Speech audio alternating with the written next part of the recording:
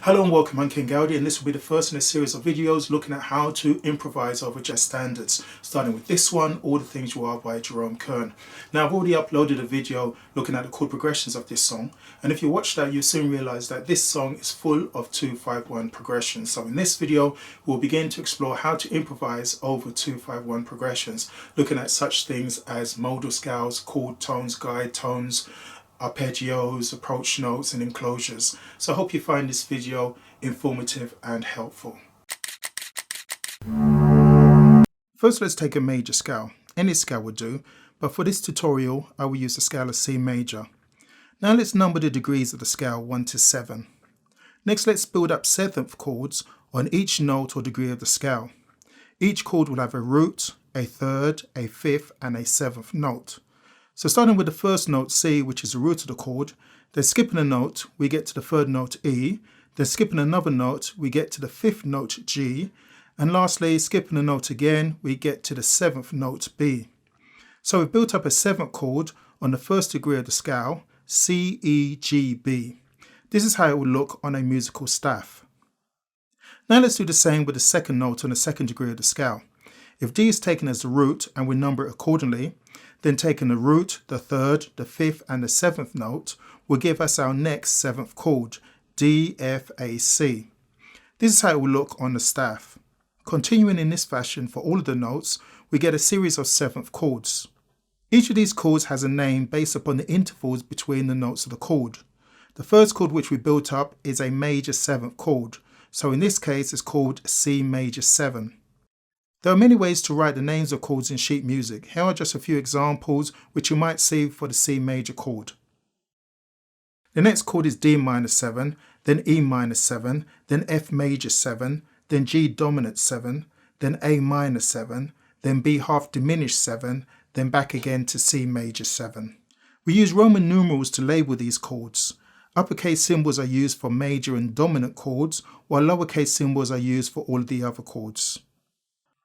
The first section of the song, All the Things You Are, has the progression 6-2-5-1-4 in A flat, then 5-1 in C. So we use these numbers to show which chord will follow which. The chord progression which appears the most in jazz is the 2-5-1 progression. So in the key of C, this would mean that D minor 7 is followed by G7, which is followed by C major 7.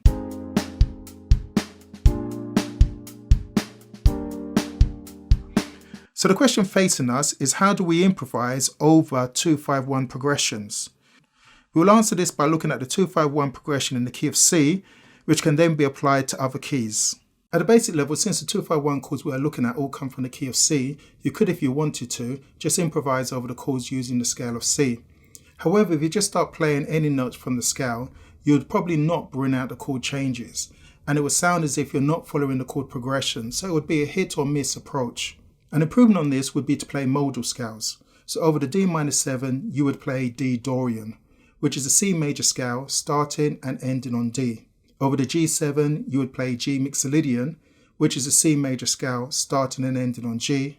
And over the C major 7, you would play the C Ionian scale, which is a C major scale.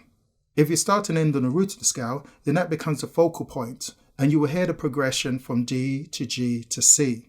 Modal scales are used a lot in jazz, and we will discuss this further in a later video. These scales can be played up and down. However, the problem with this is that it sounds as if you're practicing scales, which is not a bad thing if you want to become familiar with these modal scales. Nevertheless, we need an approach that will ensure that our playing is more interesting. A much better way is to play the chord notes. This can be in the form of an arpeggio. This would really bring out the chord changes since you're playing the notes of the chord. You can eliminate the jumps between the various arpeggios by starting the arpeggio with the note closest to the note that the last arpeggio ended on. Here are some examples. But again, you can't do that over the whole song if you want to sound convincing, because it will soon sound as if you're just practicing arpeggios. So the next step is to focus on guide tones and to improvise around these notes, which will ensure that our playing will always sound interesting as well as bringing out the chord progressions. So let's explore what guide tones are. At the beginning of the video, we built up seventh chords on each degree of the scale. You can create any seventh chord from another by altering one or more notes. So let's start with C major 7. If you flatten the seventh note, it becomes C dominant 7. If you flatten the third note also, it becomes C minor 7. If you also flatten the 5th note, it becomes C half diminished 7. And lastly, if you flatten the 7th note again, it becomes C diminished 7. If we concentrate on the minor, major and dominant chords which appear in the 2-5-1 progression, you will see that the root and 5th note do not change, which means it is the 3rd and 7th note which establishes the chord and gives it its quality. The root is important, but this note will be played by other instruments given a bass line. Just listen to the 2-5-1 progression played with only the 3rd and 7th notes. You should be able to hear the progression.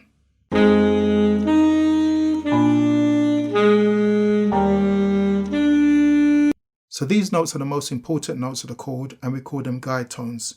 Usually it's the 7th note that resolves to the 3rd. The way we use guide tones is to focus on them and improvise around them.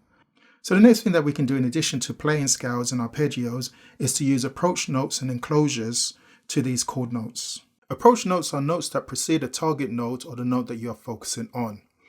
In these examples, the target note is A. In the first line, we have chromatic approach notes either approaching from above or below. In the next line, we have the same thing, but this time the notes are from the scale, that is diatonic. Enclosures are a form of approach notes, but this time the notes are from above and below the target note, thus enclosing the note. They can consist of 2 or more notes and can be chromatic, diatonic or both. Approach notes are used to bring out target notes, which in turn bring out the chord that you are improvising over. So let's try and create something more interesting than just playing scales and arpeggios. We know the chord tones and guide tones. Let's choose some of these notes as our target notes. I would choose the root D for the D minor 7, the 3rd for the G7, so a guide tone, and the root again for the C major 7. You could choose any chord note, but remember that the guide tones define the quality of the chord and will bring out the chord progression, so the 3rd note is always a good note to use. I will start with an approach note, so my first target note starts on an offbeat. Then I will play an arpeggio with the passing note. Next I have another approach note for the starting target note of G7 and another arpeggio. This is followed by a scale run and some more approach notes to lead me into the root note of C major 7. Now I can alter it by adding rhythm, using rest notes and triplets, etc. Let's look at some of these ideas in action from a 2-5-1 progression in Charlie Parker's Coco. The D minor 7 starts with F, which is the 3rd note, a guide tone. The G7 starts with D, which is the 5th note, a chord tone. And the C major 7 starts with the 3rd note E, a guide tone, and B, the other guide tone for the last bar. Each of these notes is on the beat. So in order to hit these notes, the melody has to go down for 2 bars and then up again. This is how he achieves this. He uses chromatic approach notes to land on the 5th chord tone of G7, then a scale run to land on the root. Then he makes his way up to the 7th note, a guide tone, by arpeggios with inserted passing notes. This all results in a smooth melody without great leaps between notes.